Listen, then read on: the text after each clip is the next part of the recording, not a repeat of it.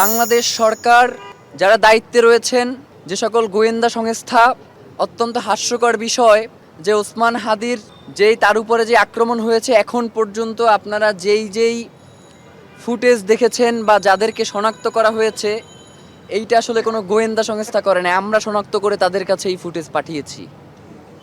তো গোয়েন্দা সংস্থার কাজ কি একজন ব্যক্তির উপর আক্রমণ হওয়ার পরে মানে আমাদের কাছে সিসিটিভি ফুটেজ চাওয়া, নাকি কোন কোন পথ ধরে এই খুনিরা পালিয়েছে সেই ফুটেজগুলো তারা নিজ দায়িত্বে সংগ্রহ করা?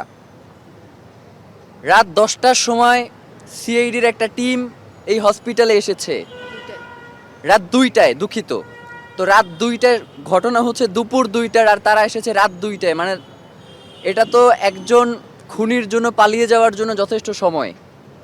সুতরাং আমাদের কাছে স্পষ্ট মনে হয়েছে যে বাংলাদেশের যে গোয়েন্দা সংস্থাগুলো রয়েছে তারা সম্পূর্ণভাবে এক্ষেত্রে অসহযোগিতা করেছে, এবং জুলাইয়ের এই যে শক্তি যারা বাংলাদেশকে ধারণ করে, আমার কাছে মনে হয় যে এখনও গোয়েন্দা সংস্থার মধ্যে এমন কিছু লোক রয়ে গেছেন যারা এখনও চাচ্ছে না যে বাংলাদেশ তার স্বাধীনতা, সার্বভৌমত্ব ফিরে পাক। দীর্ঘ 17 বছরে বাংলাদেশের স্বাধীনতা, সার্বভৌমত্ব যেভাবে দিল্লির কাছে মাথা নত করেছিল, তারা এখনও সেই প্রচেষ্টা চালিয়ে যাচ্ছে।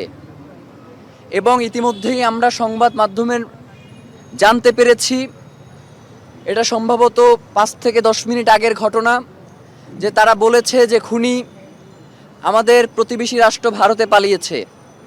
আপনাদের কাছে একটা কথা জানতে চাই যে বাংলাদেশে যারাই এবং যখনই কোনো গুম, খুন এবং হত্যা হয়, সেই খুনির আশ্রয়দাতা অটোমেটিক্যালি ভারত হয়ে যায়। তো একটা প্রতিবেশী রাষ্ট্রের দায়িত্ব কি তার পার্শ্ববর্তী রাষ্ট্রের যে নিরাপত্তা, যারা বিঘ্নিত করে তাদেরকে আশ্রয় দেয়া, নাকি তার পার্শ্ববর্তী রাষ্ট্রের নিরাপত্তা যাতে কোনোভাবে ব্যাহত না হয় সেই দিকে সহযোগিতা করা?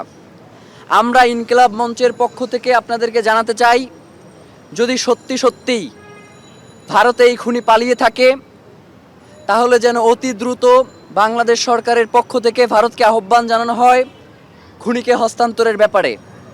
এবং এই ব্যাপারে যদি ভারত অসহযোগিতা প্রকাশ করে, তাহলে ইনকিলাব মঞ্চ বাংলাদেশের সকল বাংলাদেশপন্থী জনতাকে নিয়ে ঘোষণা করছি যে বাংলাদেশে ভারতীয় দূতাবাসের আর কোনো কার্যক্রম চলতে দেয়া হবে না।